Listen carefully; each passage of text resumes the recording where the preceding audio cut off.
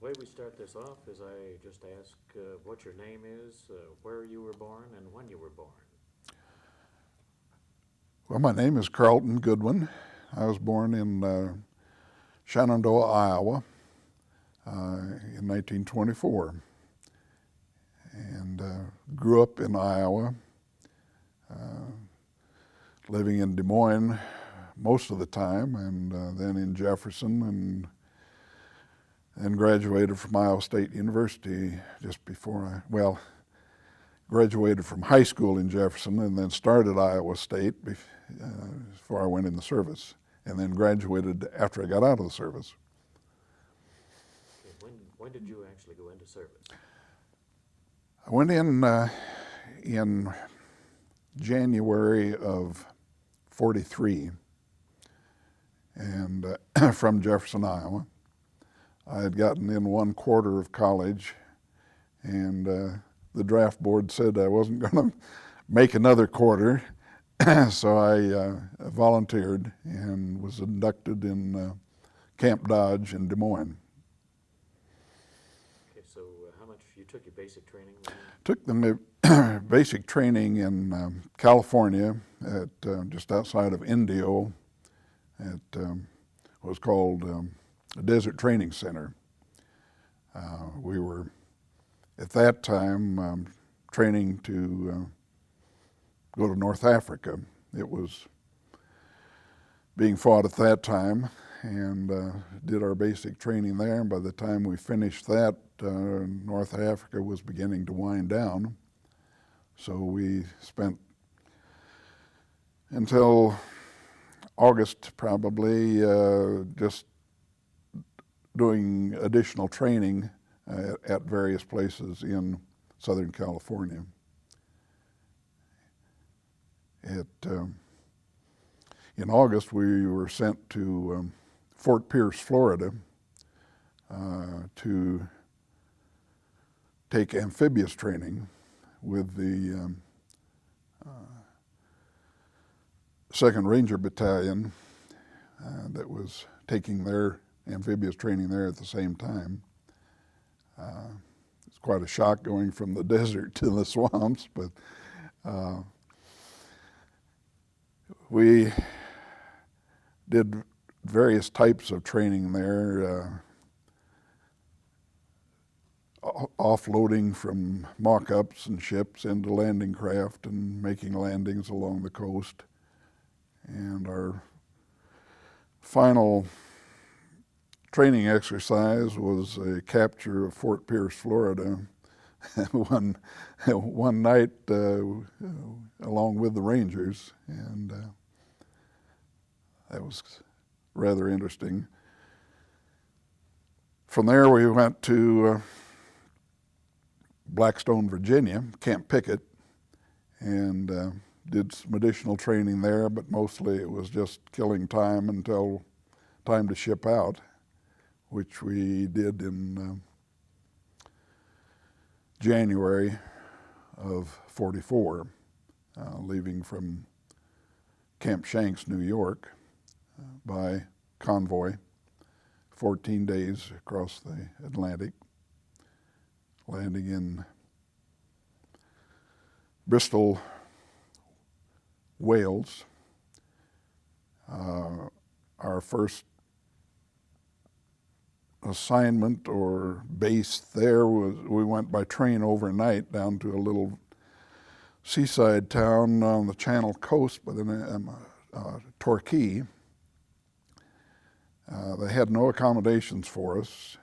We were just loaded into trucks and taken through town at about 4 o'clock in the morning, pitch dark. Couldn't see anything. Of course, the blackout. Would stop in front of a house, and the sergeant would say, "Okay, 3 of you off here," and he'd go down a few more houses down the block, and "Okay, 2 of you off here." The people, civilians, knew we were coming. They had graciously opened their homes to us, and we were just billeted with English families. And we had one central location where we would meet for meals, and that was about it. And we were there until, I guess, latter part of February. And we were then located further down the Channel coast toward, we weren't really near any town. We were stationed at a large country home estate. The Army had taken over the whole estate, and we were living there. Very damp, cold, no central heat. We had little fireplaces in each room, but really no firewood to burn. So, but again, we did some additional training. We were a part of the 1st Brigade Special Engineers, which was made up of quartermaster, trucking companies, transportation, construction, demolition, many separate companies with different training.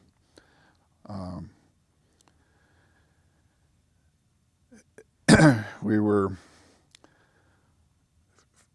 then, well, we had several training exercises. The last one was a practice landing on the Channel coast at a place called Slapton Sands.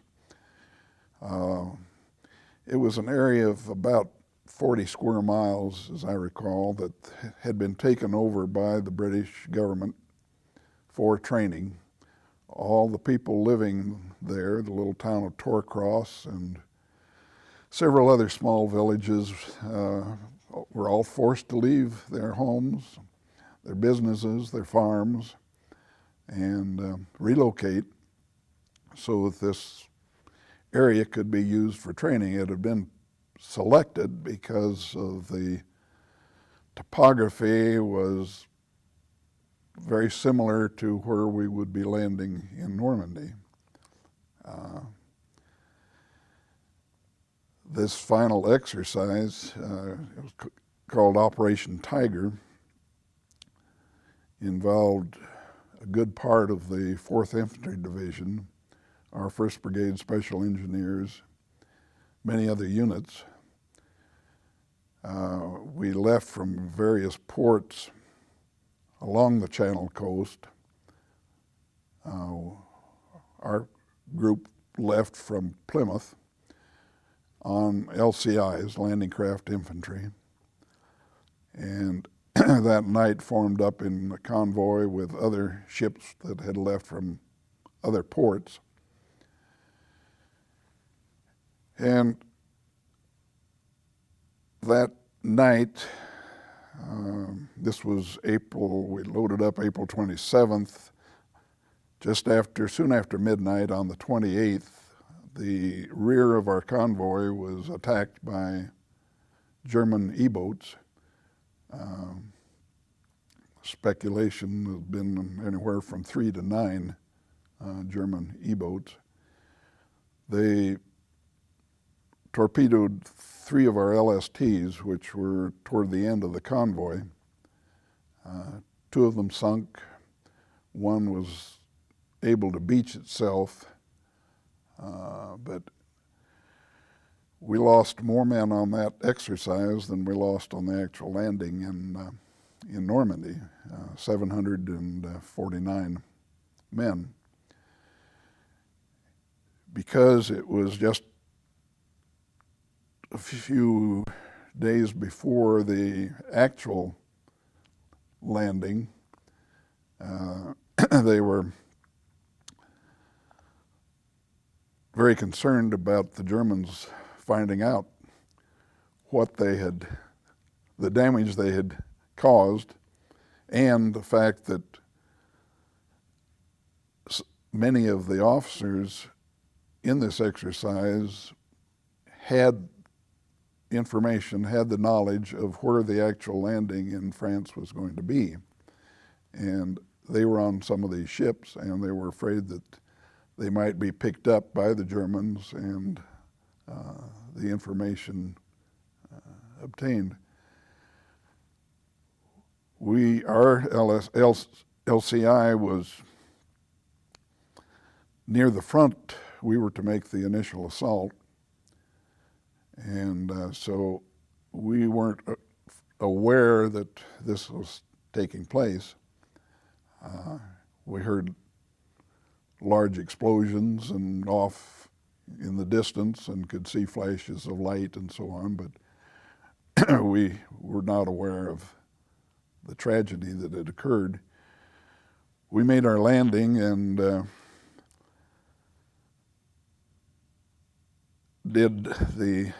our first assignment was to clear the beach of mines and obstacles, which we did. And then we were told to move off into another area and bivouac. And the next day we were told that we were going back to our home base, and we were told by a high-ranking officer, I don't know who or where he is from, but that we were never to discuss what had happened. It was completely to be kept secret and never divulged.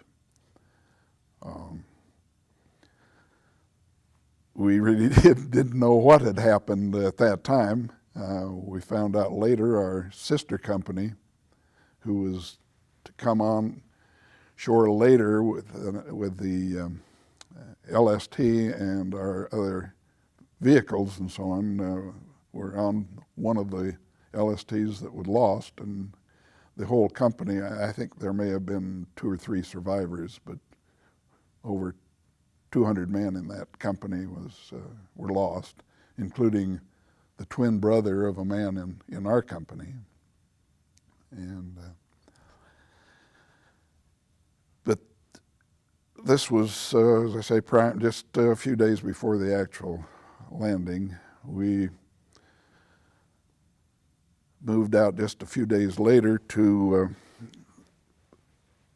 this little village of Torquay, where we had originally been stationed. But instead of living in homes, we were put in what they called sausages. They were sausage-shaped compounds surrounded by barbed wire, and had tents, and we were stayed there for about 3 days, as I recall, where we were informed as to where we were going to land. We were shown sand table mock-ups of the beach, where the minefields were, where the roads were that were behind the dunes that gave us access to the interior. Once we were given this information, we were locked down and couldn't talk to anybody. Security was extremely tight. The next morning, early before daylight, we were rousted out and told to get our equipment and packs on, and we marched from this area down through the little town of Torquay to the waterfront, and loaded onto smaller boats, landing craft, and taken out to a larger troop transport and put aboard. And that evening, this was on the 4th of June. That evening we left port, headed out into the channel, and were joining other ships all along that were coming out of other ports. Sea was very rough.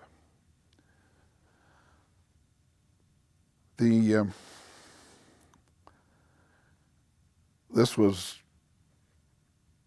the day that the 5th, morning of the 5th, was originally the date of D-Day.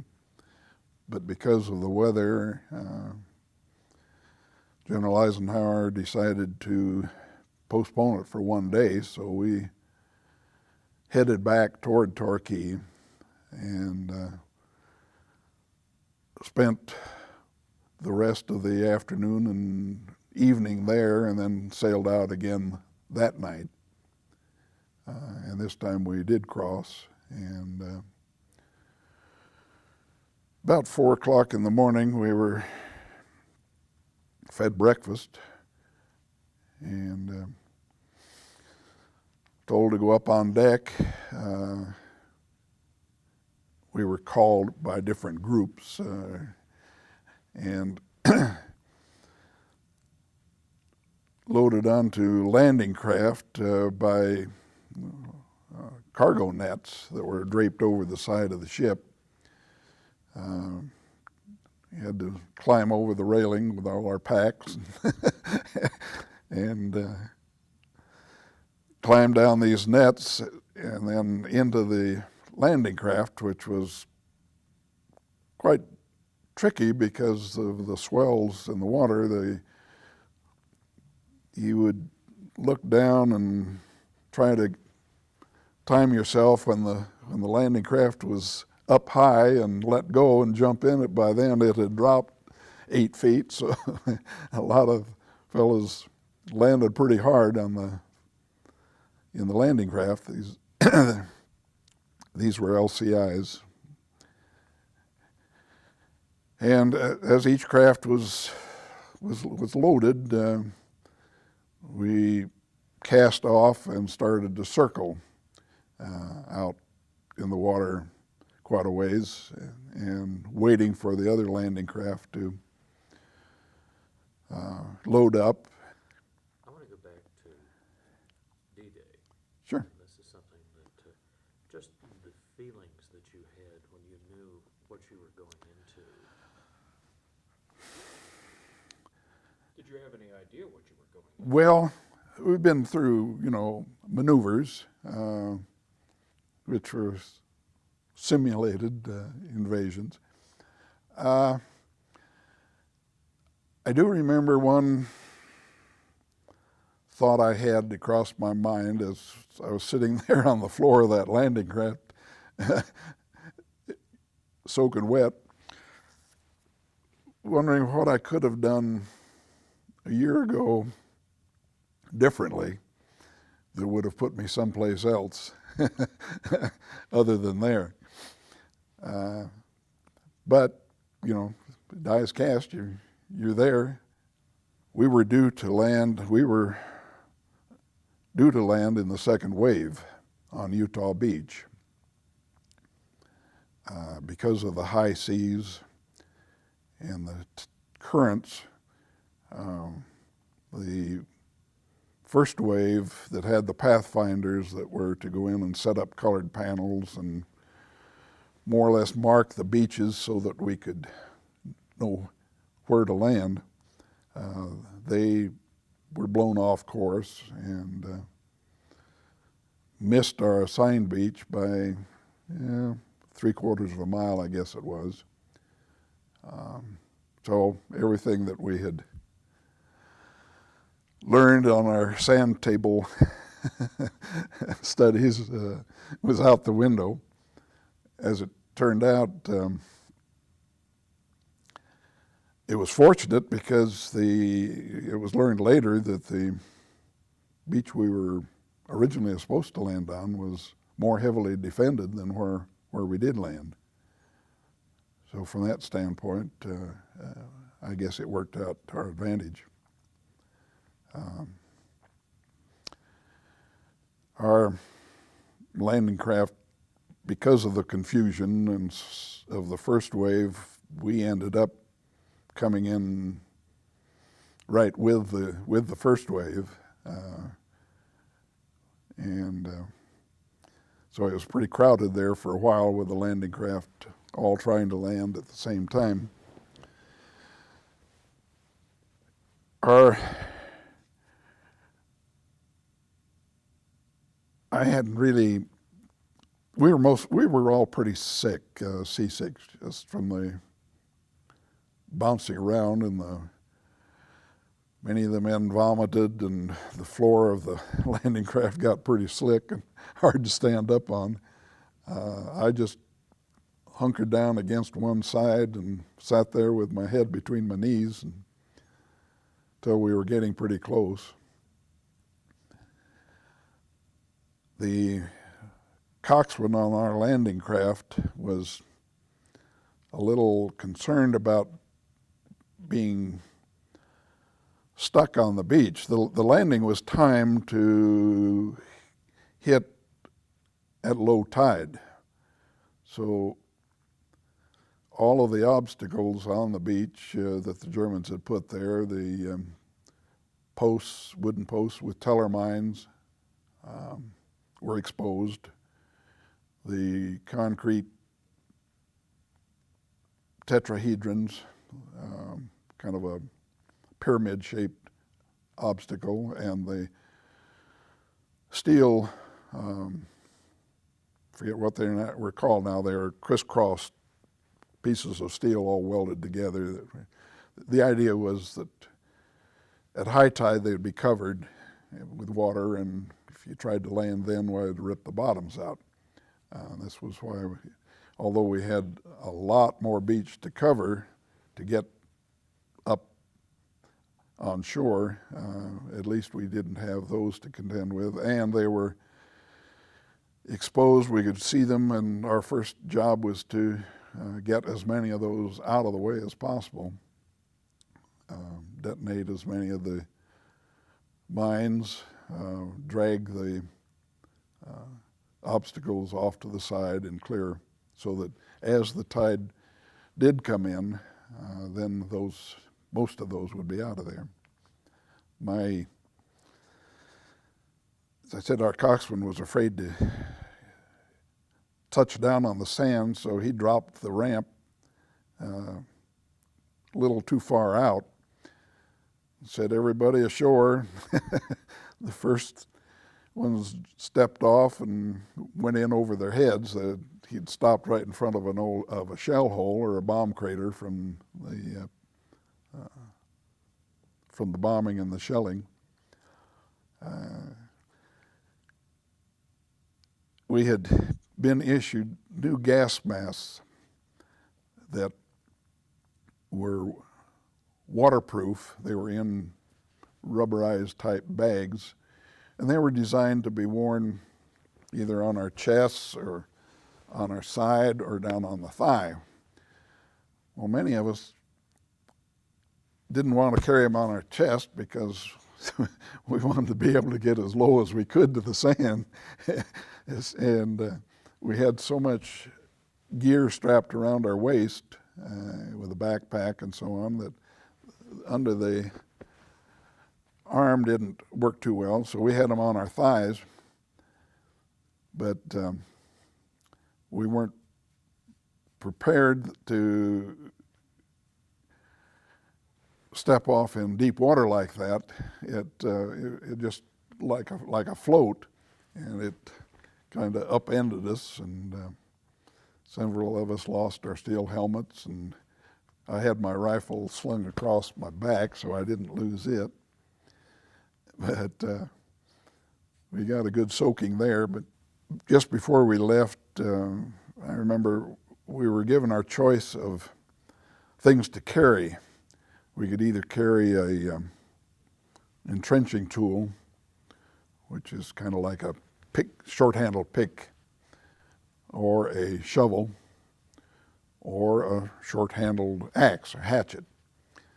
And from the briefing we had, they were telling us how the beach was going to be bombed by the Air Force, how all the ships, the battleships and so on, were going to shell it for a half hour before we went in.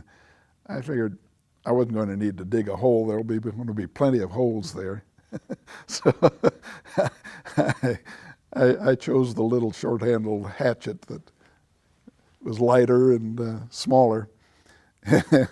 It worked out all right, but I could have used a shovel because the Air Force missed on their bombing runs, and there weren't too many holes. I used my steel helmet for a shovel to dig my first hole. Later on, I picked up a shovel. We went ahead and cleared the beach of as many obstacles as we could before the tide covered them. We were being fired upon all the time, of course, with the infantry that came in with us, of course, moved on in. There was a concrete seawall right along the front of the dune that was about 4 to 8 feet high, which offered pretty good shelter for the first ones in. And many of the men gathered there until they got their equipment and began to move over the top and take out the positions that were behind. There was one large concrete bunker right about in the middle of the beach that the Germans had built, not to shoot out straight out, but it had heavy concrete wing walls that protected it, and it could shoot right or left, or had 2 guns in there. And that was one of the first fortifications, I guess you'd say, that was captured on Utah Beach. We were being shelled rather heavily with the 88s that were further inland, but they were being directed by observers there in these fortifications. So every time we'd hear a incoming shell, everybody would hit the sand and hope the old saying, if you hear it coming, it's not going to hit you, was right. We can just kind of pick up, you were just talking there about the 88s were coming in and you were getting down, getting as low as you could whenever you heard it. Yeah, it's amazing the accuracy of those 88s. The first evening, we had bivouacked back behind the dunes in an area, and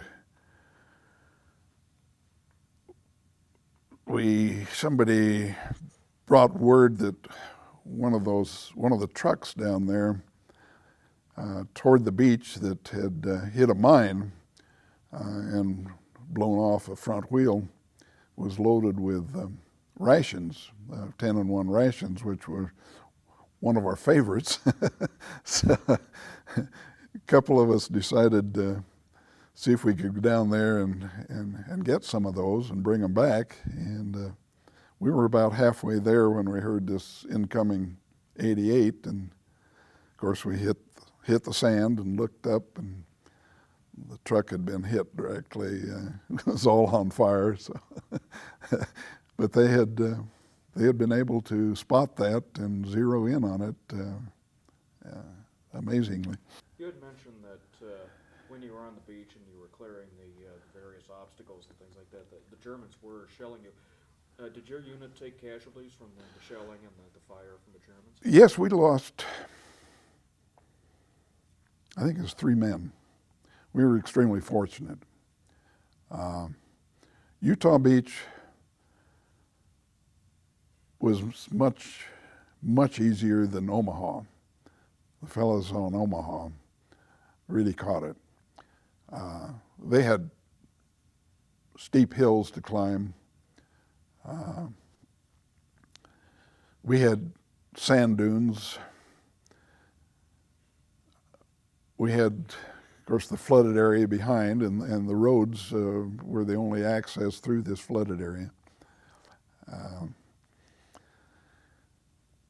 but for the most part, and the fact that the German troops right on the beach at Utah were not their elite troops. Many of them were young boys, 15, 16 years old, 17. Many of the men were older men. They kept their better troops back in with the idea of moving them quickly to wherever we were going to land. Again, we were fortunate because of the weather.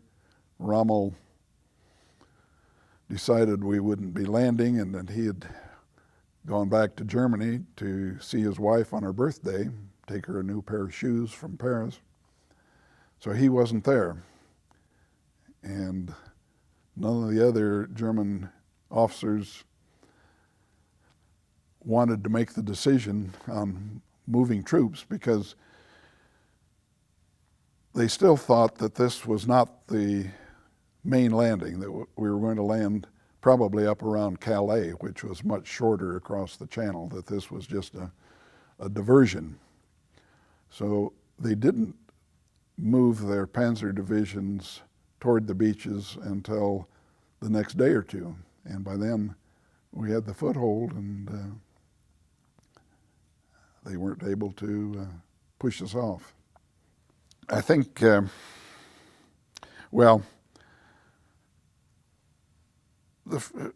once the beach was secure, our duties then shifted to bringing in supplies over the beach, unloading LSTs that were bringing in supplies. After the third day, I think probably, we had a company of amphibious trucks, ducks, on the beach by then, and we joined them in working 24 hours a day. We had 2 shifts. We'd work 12-hour shifts, and I was working on a night shift, and we'd go down past the beach battalion command post, and they would assign us a ship that was out in the channel, and our job was to go out and find that ship and bring in a load of whatever they were carrying. And it was just shuttling back and forth, and we'd do it all night long.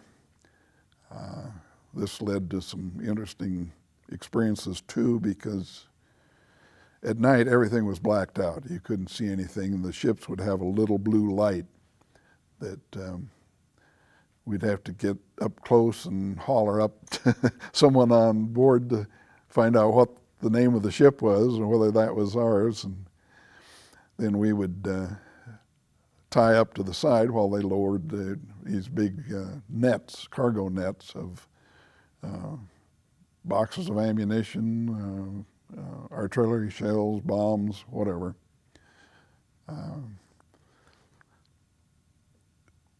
Sometimes while you were tied up, you'd tie up on the land side. Sometimes the tide would change or the current would change and the shift would swing at anchor, and you wouldn't know it because it was so dark. You'd cast off and you'd be on the other side, channel side instead of the shore side, and we'd go and go and go and couldn't find land. So we had several of those experiences. But another interesting experience I had was about the third or fourth day, I was walking up the road that led from the beach into the interior. The Germans had flooded much of the area behind the beach. It was low-lying, and they had flooded it. and all that was above water were these roads, and so traffic was a problem. And I was walking back from the beach to our bivouac area, and it was a cloudy, overcast day, and I heard this airplane diving up above those clouds someplace. I couldn't tell where, but I was looking and watching, and he broke through the clouds right above the road and was coming down the road strafing. So I dove off to the side up against the hedgerow, and this Jeep that was coming in off of the beach screeched to a stop right beside me, and the driver jumped out one side and the passenger jumped out the other side and landed right on top of me. And I turned around to kind of chew him out a little bit, and here were stars across the front of his helmet. Turned out to be General Bradley. And he apologized. He said, "Sorry, soldier, I couldn't help it," and got back in his Jeep and went on. So that was my first encounter with General Bradley. When you went across, you mentioned the flooded areas. When you went across, had the infantry pretty much cleared that area when you went through there? Or? It had been pretty much cleared. Of course, the paratroopers had landed inland that same night, and they were working to secure that area, St. Marie Église particularly, which was the closest town. St. Marie du Mont was the first one captured by the 4th Infantry Division that came in on Utah. The paratroopers, 101st Airborne, captured St. Marie Église, and then they tried to move and join forces. There were still pockets, but they weren't the fanatic soldiers that met at other times. I remember, I think it was on the second day, I was bringing in a load of small arms ammunition off of the beach, and instead of going into the depot, they said, "Go on up to such and such a place. They need this right there." So I was driving along this country road and past these farmhouses, and I was met by these Germans with a white flag standing out there in the farmyard waving it at me, and I had this load of ammunition on board, and I don't know how I told him, but I said, "Just stay there." When I came back toward the beach, well, they were still there, so I loaded them in the back of the duck and brought them down to the compound we had set up on the beach, and they wanted to give up. We stayed there on the beach, bringing in supplies until, I forget the date, it was toward the middle of July. The fighting had moved down toward the town of St. Lo, which was a key point that the Germans were defending. At that time, General Patton had come over and had gotten his armored divisions organized. And there was a breakthrough planned. They were going to bomb St. Lo. The Air Force would bomb St. Lo, just saturate it, so that our forces could move through and break out. And once through there, why then the movement across France went pretty fast. We were out of the hedgerow area, which was very difficult to move through. We loaded up on trucks in the beach area there. And I'm not sure the name of the little town we went to, but we were put on trains, box cars, 40 and 8s they called them, 40 men or 8 horses to a car. And by then Patton had been making his dash across France. He was well through Paris, and our destination was Nancy, France.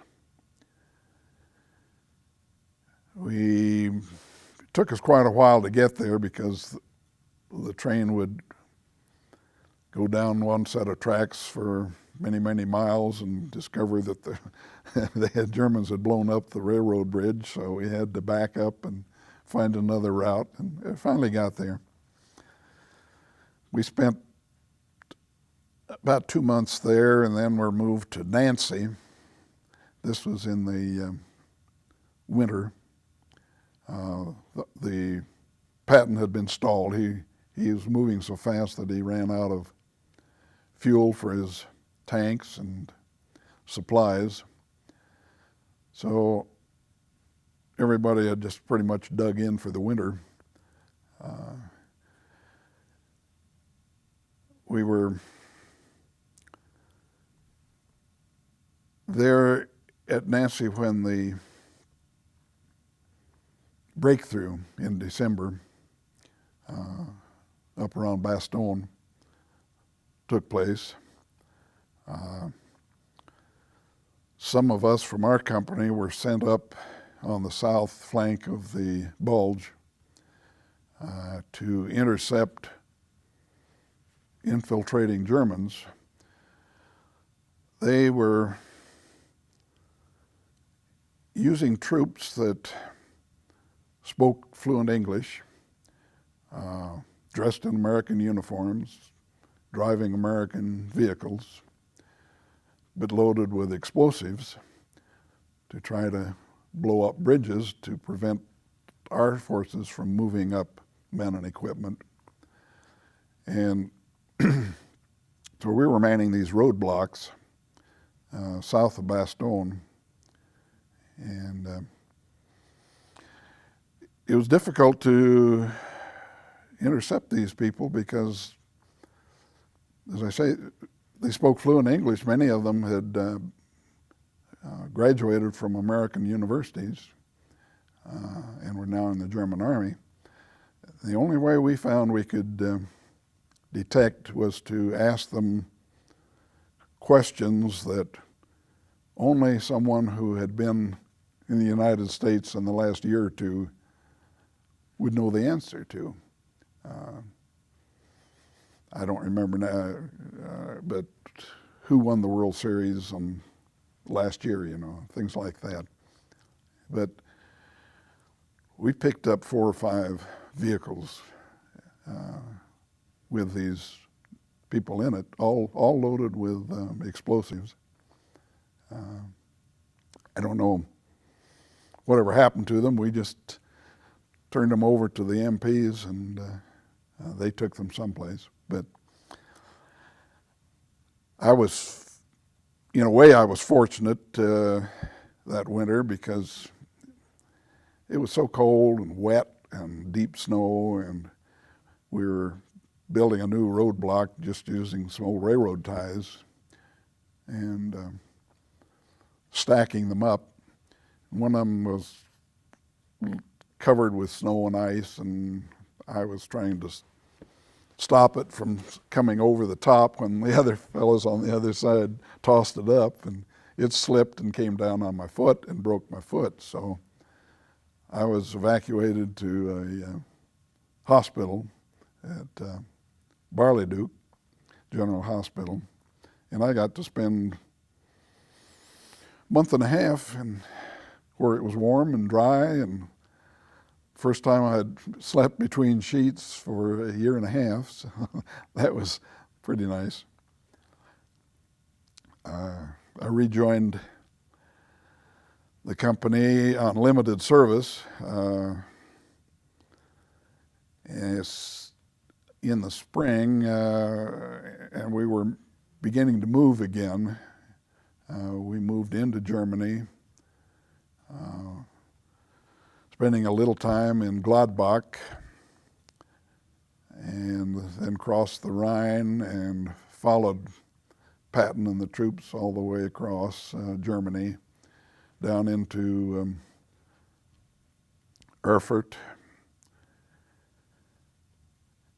And then I was sent on detached service to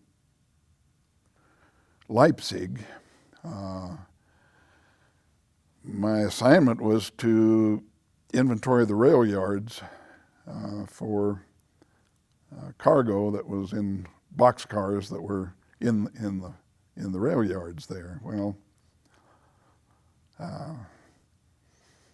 I didn't know a whole lot about boxcars or what cargoes were in tankers.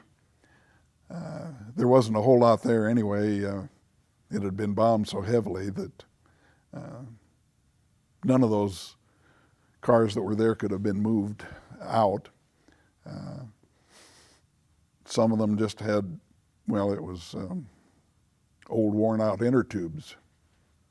I want to back up just one little bit here, and I think we're almost done here, but you had talked about you were in and around Leipzig at the end of the war. Yes.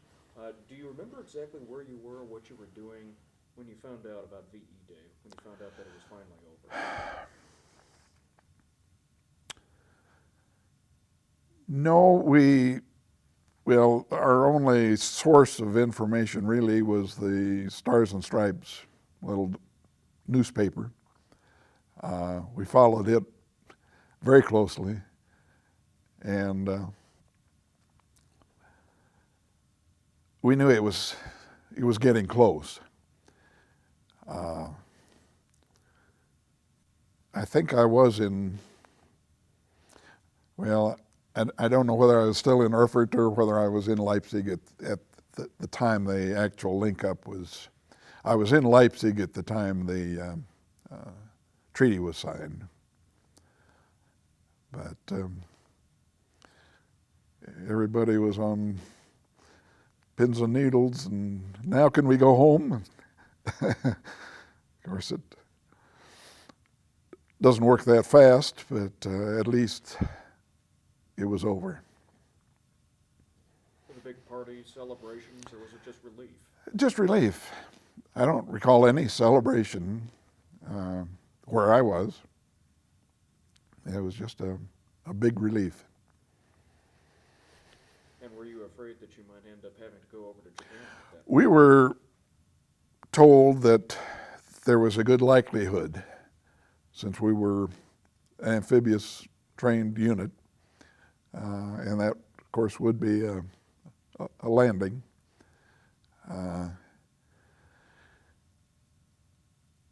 But by the time, when we went back to Antwerp and were stationed there, more or less retrieving equipment and supplies, we got the word that the bombs had been dropped. We were in Antwerp at the time, and we were following that very closely. And once that happened, we were pretty well convinced that probably we weren't going to have to do that too. So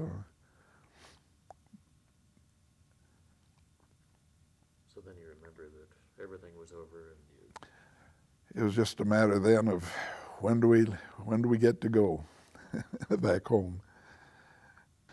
But while we were there, we joined up with the Russians on the Elbe River, which was just out of Leipzig. And since I was there, the railroad company said, well, come on and help us. We've got to move all these displaced people that are coming in by the trainload. And they were Russians, Lithuanians, Latvians, Poles that the Germans were using as slave laborers. And so they were all trying to get home, and they were put on box cars, flat cars, gondolas, anything that would roll, and brought into Leipzig. And the Russian engineering company on the other side of the river were doing the same thing with the French and Belgian and Dutch that they had been using as prisoners, laborers in their area, and bringing them across the bridge and then putting them on trains and taking them home. It was moving pretty well. These people were carrying everything they owned, which wasn't much. But one morning we went down to the river to move some more people, and the bridge was gone. And we found out later that the Russian engineering companies keep the bridges that they build. They aren't like our engineers that we'd build a bridge and move on and leave it and then build another bridge. But they take down their bridge and when they got orders to move. So here we had train loads of displaced people coming through that we had no way to get them across the river. And it took about 3 or 4 days before the Russians sent in another engineering company with their bridge, and we could start moving them out again. So that was kind of a unique experience. After the war was over, we moved back into Belgium, Antwerp area particularly. I was still on detached service because of my foot, light duty. So they kept giving me various assignments for one thing, we were shipping wheat over to be ground into flour. And we contracted with Belgian flour mills to grind this wheat and for the Army. Another one was working at a sawmill using German prisoners to go out and cut trees, bring them in and saw them up into lumber and make pallets for putting supplies on. Another one was buying up potatoes from the French and Belgian farmers for the Army. So those were interesting duties that took up most of my time until it was time to go home. We were all assigned points based on length of service, battles you fought in, and so on. And those with the most points went home first, and so on. We were then regrouped into groups of similar points. So I was transferred into a gas supply company. Not that we were doing any work, but we had to be under an organization, and so most of the fellows in our company went into this gas supply, and finally about November, we shipped out from Antwerp through the English Channel and across on a converted Liberty ship, which wasn't the most comfortable thing, but we were going home, so nobody cared, nobody complained, and landed in New York, past the Statue of Liberty, and got on a train and went to Camp Grant, Illinois, where I was discharged and went home. What do you do now? Well, I'm retired. I've been retired since '82. I worked for FHA and HUD, Department of Housing and Urban Development, and retired. And since then, I've just been really enjoying myself and staying busy. When you look back at it, we're doing this basically to celebrate the 60th anniversary, the end of the war. Do you think people today are really aware of the things your generation did, what you did at places like Normandy or the Bulge?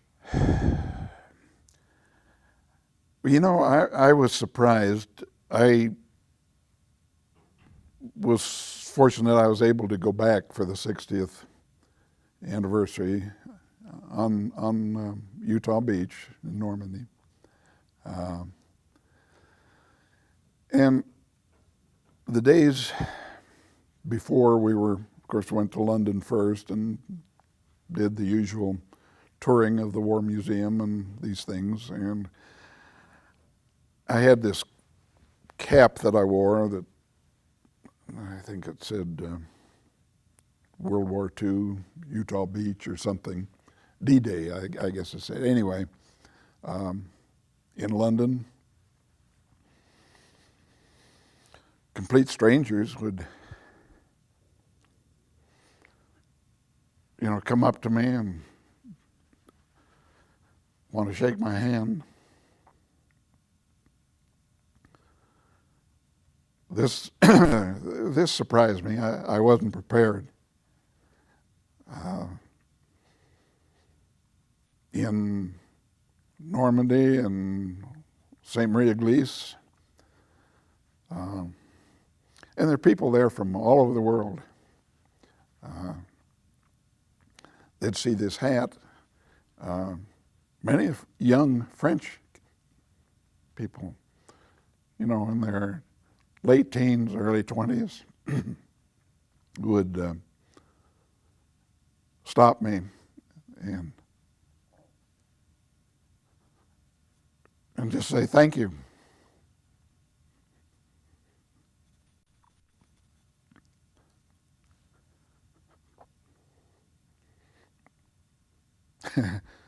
First time in my life I'd ever been asked for an autograph. One young man asked me if I would sign he had a D-Day program, souvenir program. So I signed it and put my unit on it, and when I gave it back to him, I looked up and here were 4 more behind him with theirs. So that was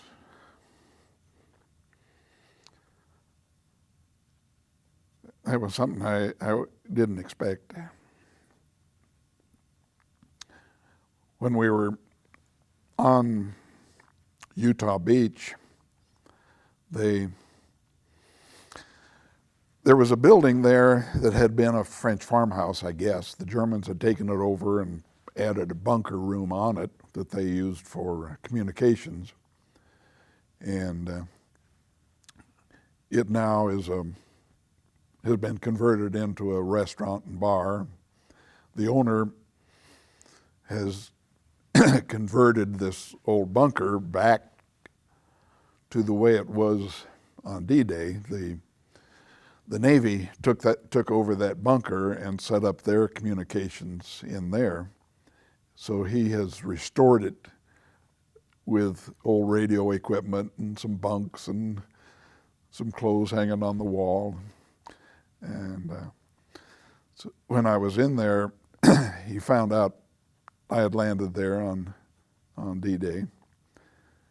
And he had put in a brand new bar top, wooden pine or something anyway. It was light colored, and he is having all of the former GIs who had landed there on D-Day sign it and wanted me to sign his bar, so I did. And then he said, "Would you like to see my museum?" So I said, sure. So we went back. There were some other tourists there too that said they'd like to see it. So we went back through the kitchen. He took a key down off of the wall and went down this little flight of steps into this bunker and opened the door. Here was this room all refurnished, pin-up pictures on the wall, Lana Turner, Betty Grable. There's an old pair of long johns hanging on a peg on the wall. He says, I suppose you know what these are. I said, I sure do. I said, there's a pair just like them buried about 100 yards outside your back door there. And he got a kick out of that. But it's true, I had worn, it was cold, so we wore our long johns. And we were so busy the first 2 or 3 days, we couldn't take them off. They were still wet. So when I finally was able to take them off, I said, I'm never wearing these again. I buried them in the bottom of my foxhole. So.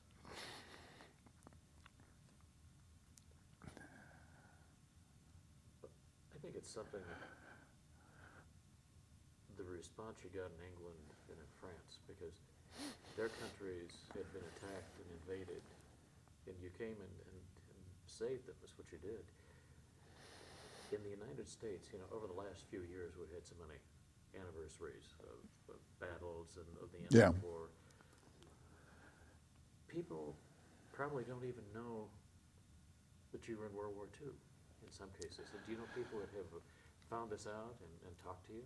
Well, I guess most of my friends know. Of course, many of them were in also, so. But, it's funny.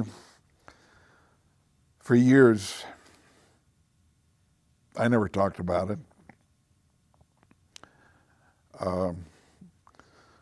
When I came back home, I re-enrolled in college, and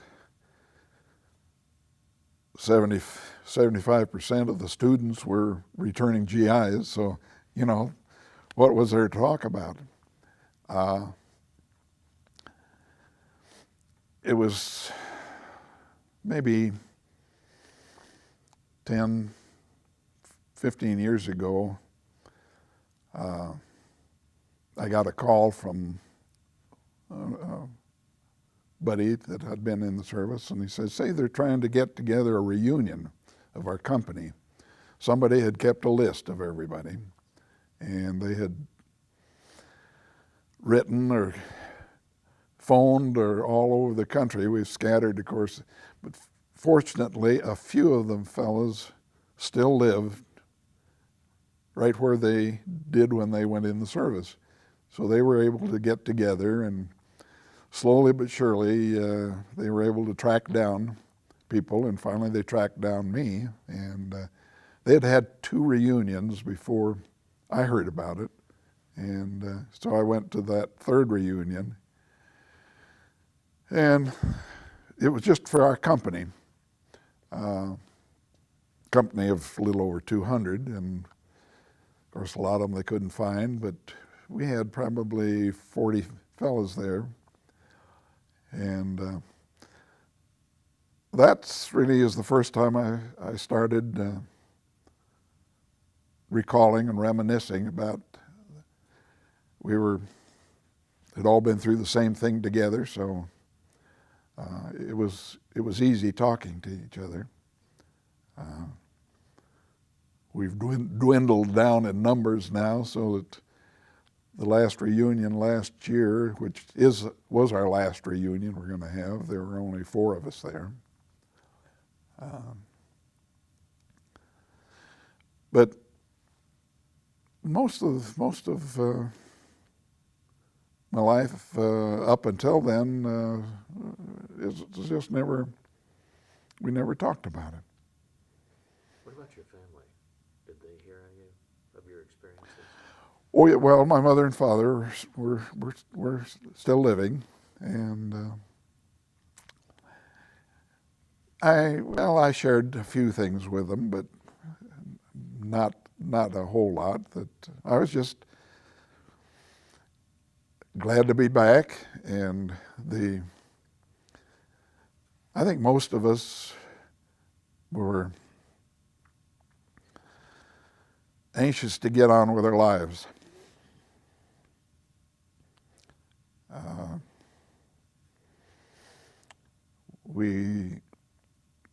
There were other things more important: family, earning a living. So that may be why we didn't do a lot of discussion about it.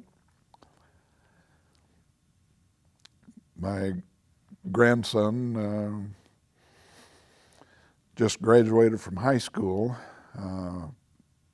prior to our trip back to Normandy. My wife and I took him as a graduation present, and he had always been interested in what Grandpa did in the war.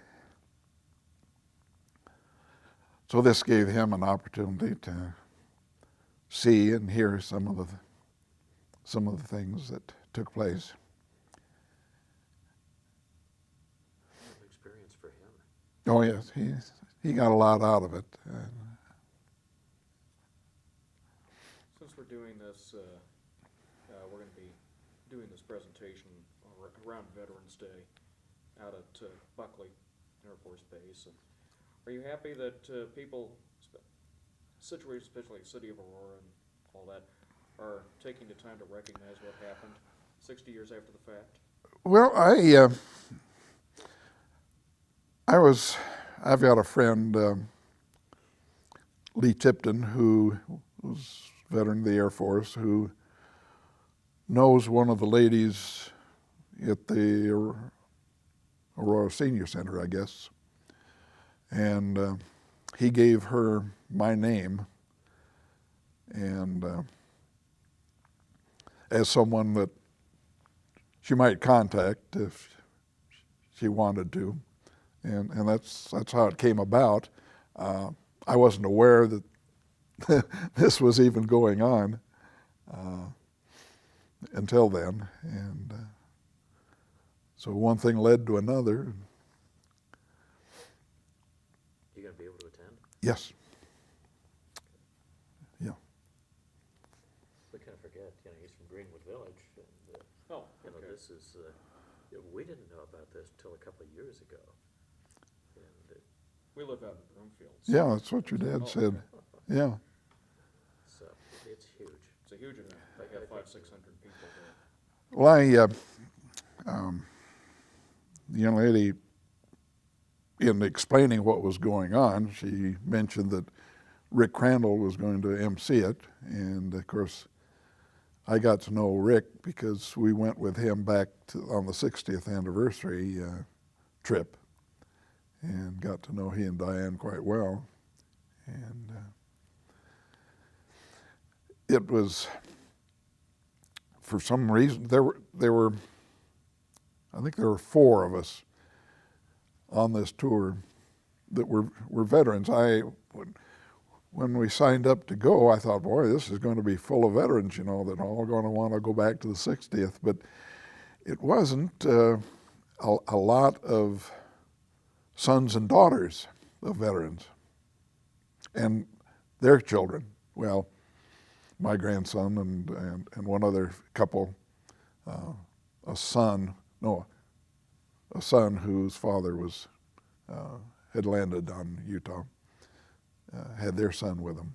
But there are people whose uncles had been in the service and had been through these areas, and they wanted to see it. So they comprised most of the group, which surprised me. I had no idea of that. Yeah. Was this the 60th anniversary of D-Day? D-Day. Did one of the people you run across on that, was there a man named Phil Antonelli there? Do you remember that? That name doesn't ring a bell. We were in 2 groups. When they first announced the tour, KUZW, it filled up so fast. My wife and I and a grandson signed up. And then we heard later that because it filled up so fast, they decided to run a second bus, and so there were two full bus loads of us that went, and we were able to be at the cemetery on Omaha Beach on the 6th of June and see and hear President Bush and President Schrock, and we were sitting there, not in the front row, but reasonably close, and that was quite a thrill. You guys, it's just amazing what you did and why you did it. Well,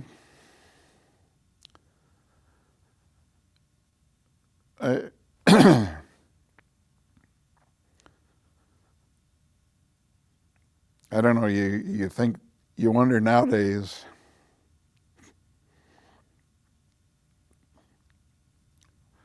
what the response would be.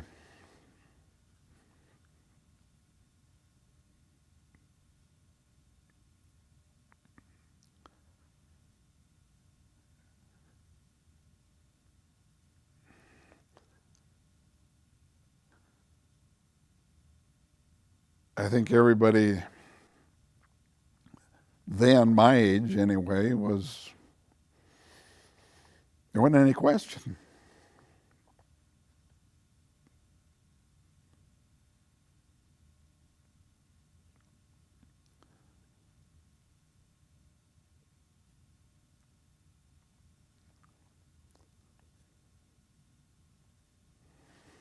It's the greatest generation.